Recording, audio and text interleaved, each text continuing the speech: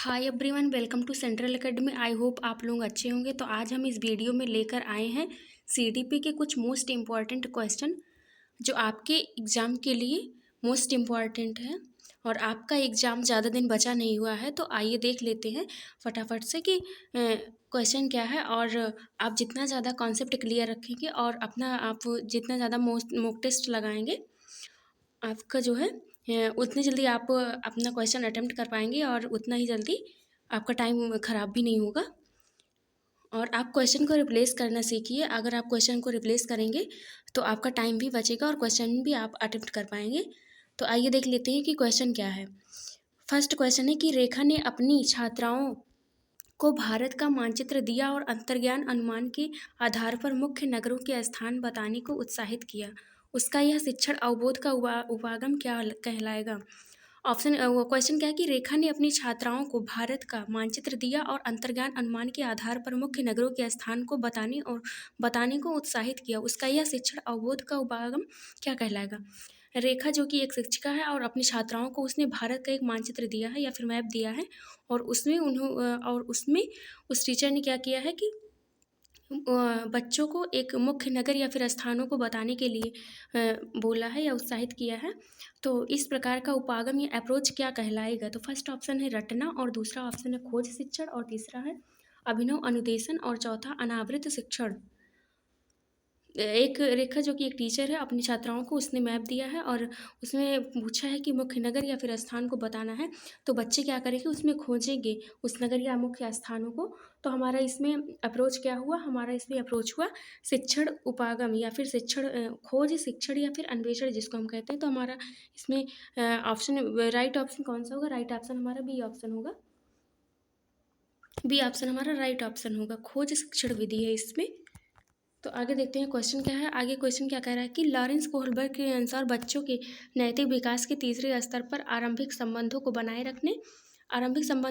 रखने के तीसरे स्तर पर क्वेश्चन फिर से देखते हैं कि लॉरेंस कोहलबर्ग के अनुसार बच्चों के नैतिक विकास के तीसरे स्तर पर आरंभिक संबंधों को बनाए हुए होता है स्वर्णिम नियम, जिसको हम गोल्डन रूल भी कहते हैं। स्वर्णिम नियम वाले स्तर को कहा गया है, स्वर्णिम नियम वाले स्तर को कहा गया है, जहां फर्स्ट ऑप्शन है बच्चा दूसरों को प्रसन्न रखना और उनकी सहायता करना चाहता है, और दूसरा ऑप्शन है बच्चा समझता है कि सामाजिक व्यवस्था अपने कर्तव्य पालन पर आश्रित है, उसे बनाए रखता है, और तीसरा ऑप्शन है सही कार्यों की कसौटी के नियम मान्यताएं आवश्यकताएं और अधिकार है जिन्हें सर्वसम्मति से समाज स्वीकार्यता है, और चौथा है बच्चा न सिर्फ सामाजिक नियम मान्यताओं का ध्यान रखता है बल्कि स्वयं उन सार्वभौम नियमों का पालन करता है। लॉरेंस कोहलबर्ग जिन्होंने एक थ्योरी दी थी, उनकी थ्योरी का नाम है नैतिक विकास का सिद्धांत या फिर मॉरल डेवलपमेंट की थ्योरी उन्होंने दी थी। और उन्होंने अपने जो है थ्योरी में 3 लेवल और 6 चरण दिया था। उसमें से जो हमारा तीसरा जो है चरण है, उसमें 3 लेवल था, जिसमें दूसरा लेवल और जो है तीसरे चरण में जो है स्वर्णिम नियम या फिर जिसे हम लड़का लड़की का सिद्धांत, अच्छा लड़का लड़की का सिद्धांत भी कहते हैं, उस नियम की बात कर रहा है ये। तो उस नियम में बताया गया है कि जो बच्चे होते हैं वो माँ बाप का कहना मानते हैं, उनकी आज्ञा का पालन करते हैं। तो हम इसमें राइट ऑप्शन कौन सा होगी कि बच्चा दूसरों को प्रसन्न रखता है और उनकी सहायता करना चाहता है। तो हमारा राइट ऑप्शन फर्स्ट ऑप्शन होगा। फिर आगे देखते हैं क्वेश्चन क्या कर रहा है कि क्वेश्चन ये है कि वह कौन सा संवेग अर्थपूर्ण सीखने का प्रोत्साहित करेगा, कौन सा संवेग जो मीनिंगफुल लर्निंग में प्रोत्साहित करेगा। तो फर्स्ट ऑप्शन है शर्म। नहीं, शर्म के अगर बच्चा शर्म करेगा तो वो सीख नहीं पाएगा। और दूसरा ऑप्शन है डर, ये भी नहीं होगा। निराशा, ये भी नहीं होगा। जिज्ञासा, हाँ, जिसे हम जानने की इच्छा जिसके बच्चे के अंदर होगी तो उसकी वो जो है चीज़ों को अच्छे से सीख पाएगा, वो मीनिंगफुल लर्निंग अच्छे से होगी उसकी। तो हमारा डी ऑप्शन राइट ऑप्शन हुआ। फिर आगे देखते हैं क्वेश्चन क्या कह रहा है कि शिक्षा की कई प्रतिवेदनाएं यहाँ दिखा रही हैं कि विद्यार्थी प्रत्याशित अधिगम स्तरों से कम प्रदर्शन कर रहा है। शिक्षा की कई प्रतिवेदनाएं यह दिखा रहे हैं कि विद्यार्थी जो कि जिसका उतना सीखने का जितना स्तर है उससे कम वो प्रदर्शन कर रहा है।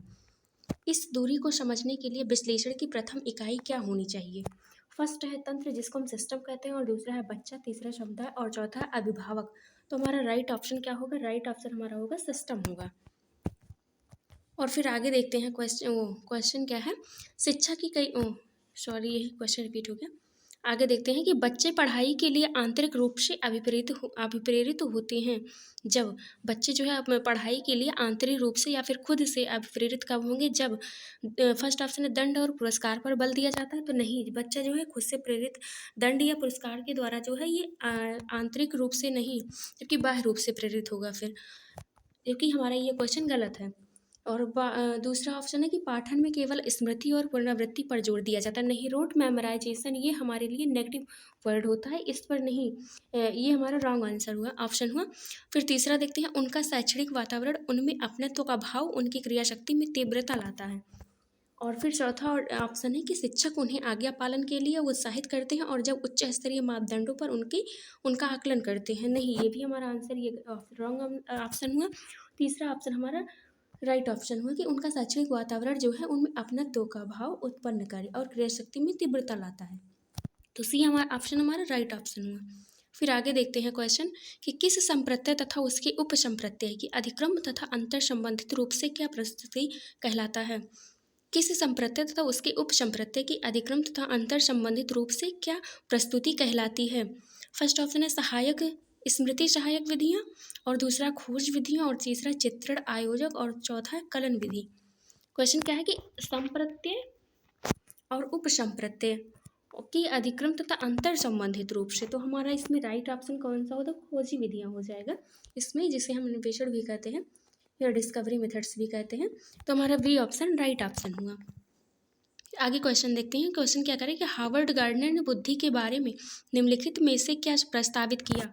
हार्वर्ड गार्डनर जिन्होंने किसकी थ्योरी दी थी, कौन थी थ्योरी, तो उन्होंने मल्टीपल इंटेलिजेंस की थ्योरी या फिर बहुबुद्धि का सिद्धांत तो उन्होंने हार्वर्ड गार्डनर ने दिया था, जिसमें उन्होंने 8 प्रकार की बुद्धि बताई थी। और फिर आगे देखते हैं ऑप्शन, बुद्धि एक उपयोगी लक्ष्य निर्भर क्रिया है, और दूसरा है बुद्धि 7 बुद्धियों का अनुक्रमित नियोग है, और तीसरा है सी ऑप्शन है कि बुद्धि एक डॉट वर्गीय क्षमता है जिसे जी से अंकित किया जाता है, और फिर डी है बुद्धि के अंतर्गत कई अलग अलग मानवीय क्षमताएं होती हैं। तो डी ऑप्शन हमारा राइट ऑप्शन हुआ कि बहुबुद्धि का सिद्धांत हार्वर्ड गार्डनर ने दिया था।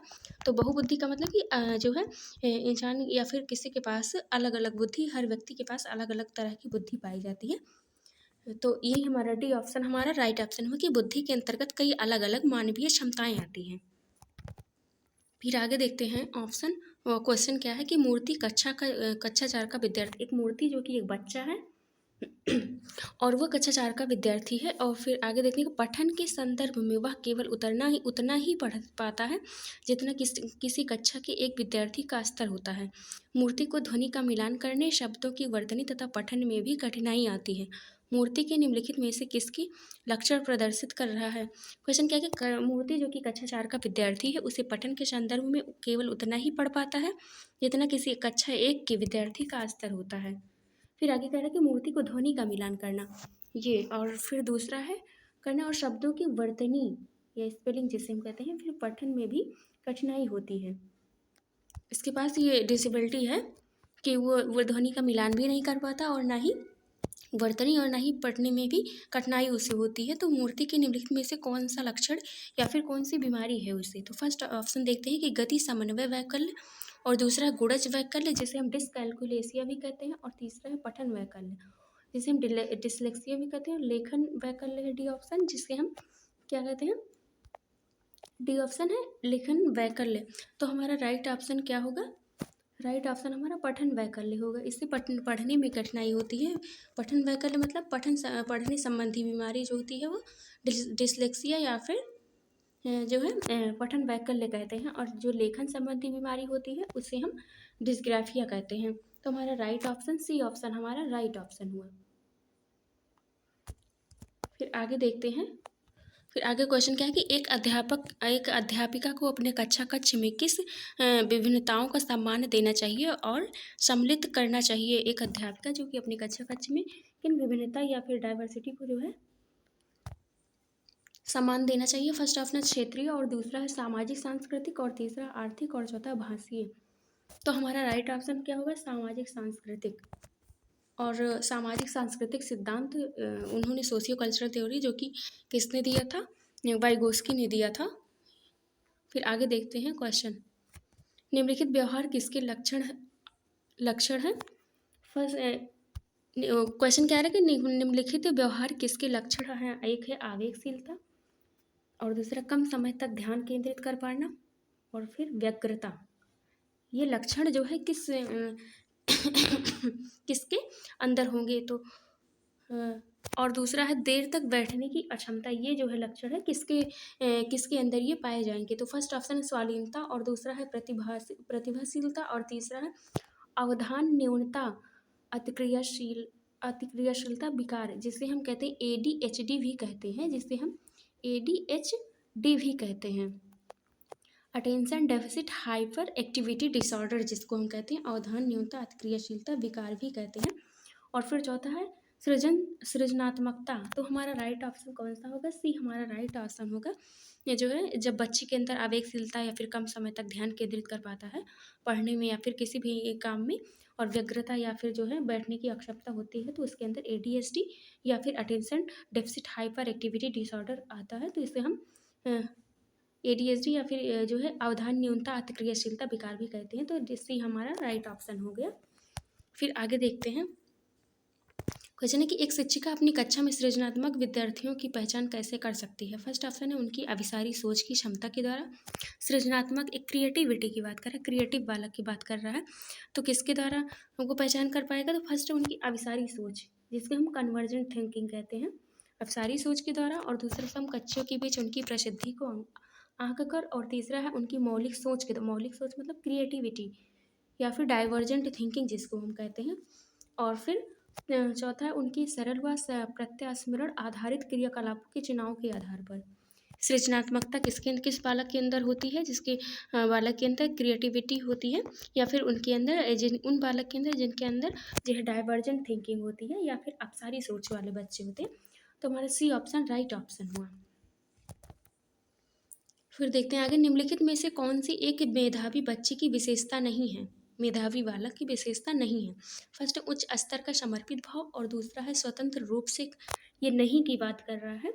तो आगे देखते हैं बी ऑप्शन, स्वतंत्र रूप से काम करने को प्राथमिकता, और तीसरा है एक ही काम को अनेक बार दोहराने की व्याकुलता, और फिर है किसी समस्या पर काम करते हुए अनेक विकल्पों की पहचान करने की योग्यता। किसी समस्या पर मतलब कि एक समस्या और ढेर सारे समाधान या फिर ढेर सारे सॉल्यूशन से, एक प्रॉब्लम और ढेर सारे सॉल्यूशन हो, उसकी बातें ये कर रहा है कि उसकी पहचान करने की योग्यता। तो हमारा इसमें नहीं पूछा है ना, तो हमारा दोहराने की जो व्याकुलता होगी ये बच्चे में नहीं होगी, एक क्रिएटिविटी या फिर एक इंटेलिजेंट बच्चे में नहीं होगी ये। फिर आगे देखते हैं, निम्नलिखित में से कौन सी विधि समावेशन के अनुकूलन नहीं है। फर्स्ट ऑप्शन समावेशन के अनुकूलन नहीं है। तो फर्स्ट ऑप्शन है लचीले समूहों का गठन, और दूसरा विभेदित अनुदेशन, और तीसरा योग्यता आधारित समूहीकरण। फिर चौथा पाठ्यचर्या में यथोचित समायोजन। ये समावेशन की बात करें कि नहीं होती है। फर्स्ट है लचीले समूहों का गठन, ये तो ठीक है, फ्लेक्सिबिलिटी होती है। विभेदित अनुदेशन ठीक है, योग्यता आधारित समूहीकरण, और फिर पाठ्यचर्या ये सी ऑप्शन हमारा रॉन्ग आंसर हुआ। और ये हमारा सही ऑप्शन है कि योग्यता आधारित समूहीकरण करना, कि मतलब कि बच्चे की योग्यता के आधार पर उनका समूह में बांट देना, ये समावेशन के अनुकूल नहीं है।